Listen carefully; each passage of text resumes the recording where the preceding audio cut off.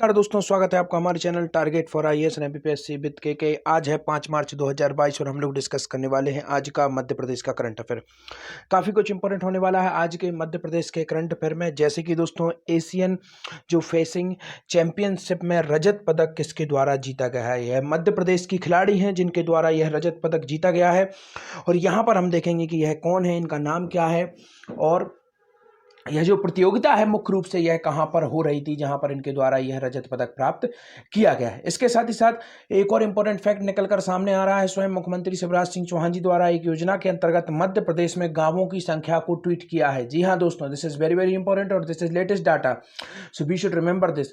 हम लोगों को मध्य प्रदेश के गांवों की संख्या का जो एक्चुअल डाटा है वह अभी तक काफी भिन्न भिन्न दिया हुआ है। डिफरेंट बुक्स में आपको डिफरेंट टाइप का डाटा मिलेगा, किसी में पुराना मिलेगा, किसी में अधिकतम में आपको पुराना ही मिलेगा और यह लेटेस्ट डाटा है, तो इसको जरूर से जरूर नोट करिए। टेलीग्राम चैनल की लिंक डिस्क्रिप्शन में है, वहां पर आपको इस लेक्चर की पीडीएफ भी मिल जाएगी। और अगर किसी को 2021 की पूरे साल भर की करंट अफेयर की फ्री ऑफ कॉस्ट पीडीएफ प्राप्त करना चाहते हैं तो लिंक डिस्क्रिप्शन में है, आप मेरा टेलीग्राम चैनल ज्वाइन कर सकते हैं, वहां से आपको यह पीडीएफ मिल जाएगी। चलिए शुरू करते हैं विदाउट वेस्टिंग योर टाइम। हमारा पहला क्वेश्चन है, मध्य प्रदेश में कितने हजार गांव हैं। आपका ऑप्शन नंबर 1 है 2000, 53,000, 54,000 या फिर 1,00,000 गांव। इसका राइट आंसर है आपका ऑप्शन नंबर 2 दोस्तों, 53,000 गांव हैं हमारे प्यारे मध्य प्रदेश में। तो बिल्कुल भी कंफ्यूजन नहीं होना है, मध्य प्रदेश में कितने गांव हैं, 53,000 गांव हैं। तो इनको बिल्कुल अच्छे तरीके से हमें याद कर लेना है। आगे देखते हैं। मुख्यमंत्री ने कहा प्रदेश की धड़कन है 53,000 गांव। मुख्यमंत्री श्री चौहान गांव का गौरव दिवस मनाए जाने के लिए मुख्यमंत्री ने ग्राम पंचायतों को किया संबोधित। तो आपको मालूम है, जिस तरीके से मैंने आप लोगों को बताया था कि गुड़ी पड़वा पर उज्जैन का जन्म दिवस मनाया जाएगा, इसी तरीके से मध्य प्रदेश के प्रत्येक शहर और प्रत्येक गांव का भी जन्म दिवस मनाया जाएगा और उसी क्रम में ग्राम पंचायतों के लिए दोस्तों गौरव दिवस मनाने की बात की गई है और इसमें जो उपलब्धियां हैं ग्राम पंचायत द्वारा जो उपलब्धियां प्राप्त की गई हैं उन पर प्रकाश डाला जाएगा। तो यह काफी अधिक इंपॉर्टेंट है। अभी तक इसकी डेट डिक्लेयर नहीं हुई है, शायद आगे अलग अलग गांवों के अलग अलग समय पर मनाया जा सकता है या फिर एकीकृत करके प्रदेश लेवल पर इन्हें सेलिब्रेट किया जा सकता है। जैसा ही होगा आगे मैं आपको जरूर बताऊंगा। आगे बढ़ते हैं, देखते हैं पत्रिका अक्षरा किसके द्वारा प्रकाशित की जाती है। काफी अधिक इंपॉर्टेंट है यह पत्रिका अक्षरा, क्योंकि इसका विमोचन स्वयं राज्यपाल महोदय जी द्वारा किया गया है, तो that is why it is very very important. तो देखते हैं, ज्ञान अकेडमी द्वारा, राष्ट्रीय भाषा प्रचार समिति द्वारा, हिंदी ग्रंथ अकेडमी द्वारा या फिर साहित्य अकेडमी द्वारा। इसका राइट आंसर है आपका ऑप्शन नंबर 2, राष्ट्रीय भाषा प्रचार समिति द्वारा। किसके द्वारा, राष्ट्रीय भाषा प्रचार समिति द्वारा। हिंदी ग्रंथ अकेडमी की स्थापना कब हुई थी, 1969 में हुई थी। साहित्य अकेडमी 1954 में हुई थी। कला अकेडमी 1952 में हुई थी। इनको याद करते जाइए, काफी अधिक इंपॉर्टेंट है, बिल्कुल भी कंफ्यूजन नहीं होना। भारत भवन 1982 फरवरी में इसकी स्थापना हुई थी, तो इसको भी आपको याद रखना है, काफी अधिक इंपॉर्टेंट है। चलिए इसके साथ ही साथ कुछ अवार्ड भी आपको यहां पर बता देता हूं, काफी समय बाद इस तरीके की चर्चा शुरू हुई है। तो देखते हैं, तानसेन अवार्ड की स्थापना कब हुई थी, 1980 में की गई थी। और अगर सिंधिया वंश के समय की पूछे तो 1935 में चले जाइए, यह भी इंपॉर्टेंट है। और इसके साथ ही साथ दोस्तों 1980 में और भी अवार्ड थे, जैसे कि कालिदास अवार्ड की स्थापना हुई थी, तो इसको भी आपको याद रखना है। इसके साथ ही साथ दोस्तों कालिदास अकादमी की स्थापना कब हुई थी, 1977 में हुई थी, तो इसको भी याद रख लीजिए। और 1980 में ही एक और शुरुआत हुई थी, शिखर सम्मान की शुरुआत हुई थी, 1980 में ही हुई थी, तो इसको भी याद रखना है, काफी अधिक इंपॉर्टेंट है। किशोर कुमार सम्मान की शुरुआत 1997 में हुई थी। कब हुई थी, 1997 में हुई थी, तो इसको भी आपको याद रखना है, काफी अधिक इंपॉर्टेंट हो जाता है। आगे बढ़ते हैं, देखते हैं, राज्यपाल श्री पटेल आज राजभवन में राष्ट्रभाषा प्रचार समिति और पंडित रविशंकर शुक्ल न्यास की परिचयात्मक बैठक को संबोधित कर रहे थे। राज्यपाल ने समिति की मासिक पत्रिका अक्षरा का फरवरी अंक का विमोचन भी किया। आगे बढ़ते हैं, देखते हैं नेक्स्ट क्वेश्चन, केंद्र सरकार द्वारा जल जीवन मिशन में मध्य प्रदेश को कितने करोड़ रुपए आवंटित किए गए हैं। तो यह काफी अधिक इंपॉर्टेंट है। आप सभी को मालूम है, जल जीवन मिशन के अंतर्गत हर जो घर है उसको नल के माध्यम से जल प्रोवाइड किए जाने का पूरा यह योजना है और इसी के अंतर्गत हमको देखना है कि केंद्र सरकार द्वारा जल जीवन मिशन में मध्य प्रदेश को कितने करोड़ रुपए आवंटित हुए हैं। आपका ऑप्शन नंबर 1 है 1279 करोड़ रुपीज, 2300 करोड़ रुपए, 1200 करोड़ या फिर 100 करोड़ रुपए। इसका राइट आंसर है आपका ऑप्शन नंबर 1, 1279 करोड़ रुपीस दोस्तों इसके अंतर्गत आवंटित किए गए हैं।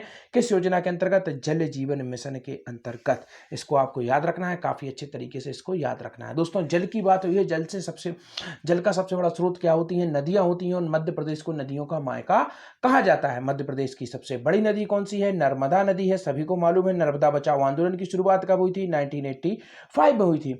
इससे संबंधित कौन थी, तो यह सभी को मालूम है, मेघा पाटकर इनका नाम था। तो यह नर्मदा बचाओ आंदोलन से संबंधित थी। थी, तो यह बिल्कुल इंपॉर्टेंट है, हमेशा पूछ लिया जाता है। इसके साथ ही साथ मध्य प्रदेश की सेकंड लार्जेस्ट रिवर्स कौन सी है?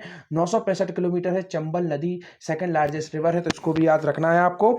और जो चंबल नदी है दोस्तों, यह यमुना की सहायक नदी है, तो इसको भी आपको याद रखना है, काफी अधिक इंपॉर्टेंट हो जाती है।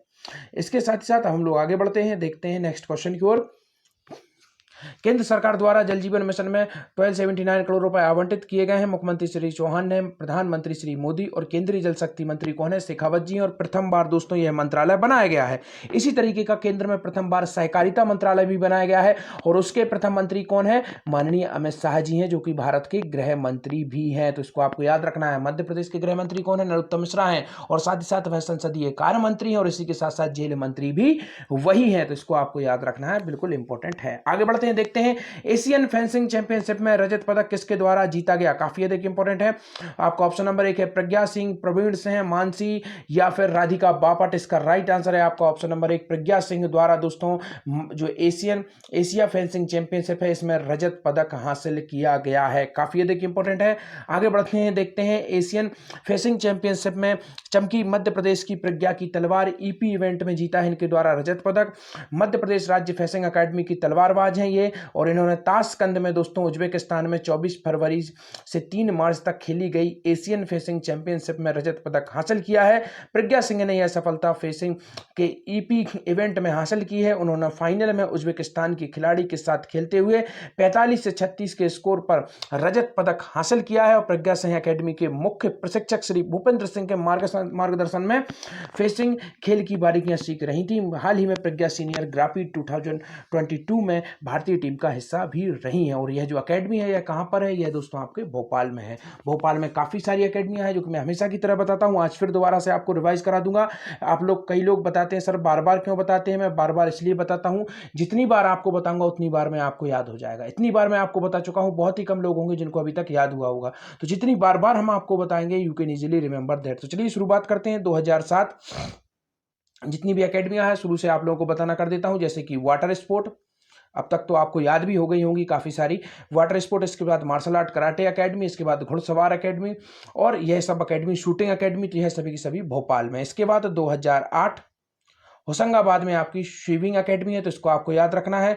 2013 तीरंदाजी एकेडमी जबलपुर में इसकी स्थापना की गई थी। और 2016 शिवपुरी में क्रिकेट एकेडमी। और 2022 जो कि अभी चल रहा है, और इसमें मध्य प्रदेश नहीं बल्कि भारत की पहली महिला क्रिकेट एकेडमी, वो भी कहां पर? शिवपुरी में ही स्थापित की गई थी। और 2016 में ही एथलेटिक्स एकेडमी कहां पर स्टेब्लिश की गई थी? भोपाल में स्टेब्लिश की गई थी एथलेटिक्स एकेडमी, तो इसको भी याद रखना है, काफी अधिक इंपॉर्टेंट हो जाती है। चलिए आगे बढ़ते हैं, देखते हैं नेक्स्ट क्वेश्चन की ओर। मध्य प्रदेश में विश्व उपभोक्ता दिवस किस दिवस के रूप में मनाया जाएगा? काफी अधिक इंपॉर्टेंट है। आपका ऑप्शन नंबर 1 है जागरूकता दिवस, मध्य प्रदेश दिवस, जीवन दर्शन दिवस, या फिर हमारा अधिकार दिवस। इसका राइट आंसर है आपका ऑप्शन नंबर 1 जागरूकता दिवस के रूप में मनाया जाएगा मध्य प्रदेश में विश्व उपभोक्ता दिवस, तो याद रखिए। आगे बढ़ते हैं, देखते हैं क्या है पूरी न्यूज। विश्व उपभोक्ता दिवस जागरूकता दिवस के रूप में मनाया जाएगा, मुख्य सचिव श्री किदवई ने यह कहा। 15 मार्च को यह मनाया जाता है, भोपाल में से मनाया जाएगा। आगे बढ़ते हैं, देखते हैं काफी अधिक इंपॉर्टेंट क्वेश्चन हमारा आज का। गौहर महल में 14 दिवसीय हैंडलूम एक्सपो का शुभारंभ यह कहां पर है? दोस्तों काफी अधिक इंपॉर्टेंट है यह गौहर महल, इसके बारे में पूरा डीपली में आपको बताऊंगा यह कहां पर है। तो दोस्तों यह बनाया गया था बेगमों द्वारा नवाबों के शासन में। इसका राइट आंसर है भोपाल। और बेगमों की जब भी बात हो जाए तो भोपाल का जिक्र हो जाता है। भोपाल में रानी कमलापति के नाम पर मेले का आयोजन किया गया है, रेलवे स्टेशन का नाम भी उन्हीं के नाम पर कर दिया गया है। और अब हम देखते हैं गौहर महल से संबंधित कुछ इंपॉर्टेंट फैक्ट। स्पेशली गौहर बेगम इनका नाम था, परंतु इनका असली नाम क्या था दोस्तों? कुंदसिया, याद रखिए कुंदसिया बेगम इनका एक्चुअल नाम था। 1819 से 37 तक इनका शासनकाल था। लिख लीजिए, काफी अधिक इंपॉर्टेंट है, यह आपको किसी भी बुक में नहीं मिलेगा। स्पेशली इस जानकारी को मैंने मध्य प्रदेश का जो ऑफिशियल वेबसाइट है हिस्टोरिकल डिपार्टमेंट की, उसके माध्यम से इसे प्राप्त किया है। तो इसको बिल्कुल डीपली तरीके से आप लोग लिख लीजिए, एमपीपीएससी के हिसाब से काफी अधिक इंपॉर्टेंट हो जाता है। तो 1819 से 37 तक इनका दोस्तों पूरा का पूरा कार्यकाल था। इनके द्वारा कौन कौन सी इमारतें बनाई गई थी? जैसे कि गौहर महल इनके नाम पर ही, जैसे कि आपने देखा गौहर महल यहां पर हमने देखा। इसके बाद सेकंड इनका था शौकत महल, याद रखिए शौकत महल, गौहर महल, इसके बाद शौकत महल, नोट कर लीजिए। फिर इसके बाद जो जामा मस्जिद है उसकी शुरुआत इनके द्वारा की गई थी। जो भोपाल की जामा मस्जिद है उसकी शुरुआत इनके द्वारा की गई थी, तो इसको आपको याद रखना है। इनके बाद बेगम कौन बनती है? इनके बाद बेगम बनती है दोस्तों सिकंदर जहां बेगम। याद रखिए, सिकंदर जहां बेगम इनके बाद बनती है और इनका कार्यकाल क्या रहता है? 1844 से 68 तक। लिखते जाइए, सिकंदर जहां बेगम 1844 से 68 तक इनका कार्यकाल रहता है और इनके द्वारा बनाई जाती है मोती मस्जिद और मोती महल। याद कर लीजिए, मोती से ही आपको याद रखना है, मोती नाम की एक मस्जिद थी और मोती नाम का एक महल भी था। अब इसके बाद हम लोग आगे बढ़ते हैं और देखते हैं एक और इंपॉर्टेंट फैक्ट आपको बताना चाहूंगा दोस्तों। काफी बार इसका जिक्र होता है कि जो चमन महल है, याद रखिए चमन महल, तो इसकी स्थापना किसके द्वारा की गई थी? दोस्त मोहम्मद द्वारा स्थापना की गई थी। तो चमन महल बनाया किसके द्वारा गया था दोस्तों? दोस्त मोहम्मद खान द्वारा चमन महल जो बनाया गया था। तो इसको आपको याद रखना है, काफी अधिक इंपॉर्टेंट है। और 1857 की जो क्रांति थी दोस्तों, वह किसके शासनकाल में हुई थी? वह दोस्तों सिकंदर जहां बेगम के ही शासनकाल में हुई थी। तो इसको आपको याद रखना है। इतना कुछ इंपॉर्टेंट था जो कि मैंने आपको यहां पर बता दिया। गौहर महल में 14 दिवसीय हैंडलूम एक्सपो का शुभारंभ किया गया है। विभिन्न जो राज्यों के हैंडलूम उत्पाद एक ही छत के नीचे उपलब्ध होंगे और आजादी के जो 75वां अमृत महोत्सव उसके अंतर्गत यह पूरा का पूरा कार्यक्रम किया जा रहा है। आज के आपके क्वेश्चन, मध्य प्रदेश में किसके सहयोग से बनेगा कृषि उत्कृष्टता केंद्र? पूरे मैंने उत्कृष्टता केंद्र आपको बताए थे। आपको यह भी बताना है कि पूरे भारत में कितने उत्कृष्टता केंद्र बनाए जाने हैं और उसमें से मध्य प्रदेश में कितने बनना है। और 950 मेगावाट उत्पादन क्षमता का सौर पार्क कहां पर विकसित किया जाएगा। धन्यवाद दोस्तों।